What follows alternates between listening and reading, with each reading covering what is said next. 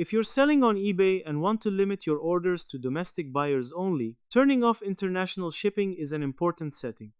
In this video, I'll show you exactly how to turn off international shipping on eBay step by step. By the end of this tutorial, you'll be able to control where you ship your items and avoid unwanted international orders. First, open the eBay website or app and sign in to your seller account. Once you're logged in, go to My eBay and navigate to the Selling section. Here, you'll see all your active listings. Find the listing for which you want to disable international shipping and click on Edit or Revise. This will open the listing editor where you can make changes. Scroll down to the Shipping section. Here, you'll see options for domestic and international shipping services. Look for the international shipping settings. If international shipping is currently enabled, you'll see selected services or regions. Remove all international shipping options by deleting the selected services or unchecking the international shipping box. You may also see an option related to eBay's global shipping program.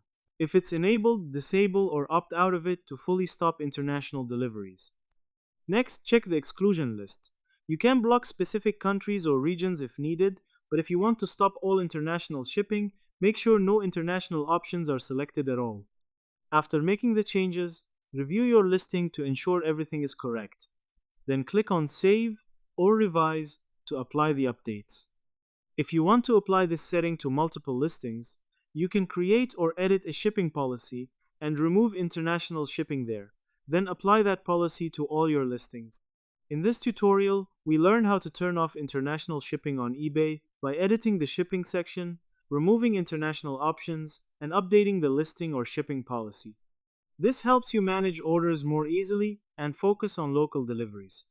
If you found this tutorial helpful, make sure to like the video and subscribe to the channel for more simple step-by-step guides.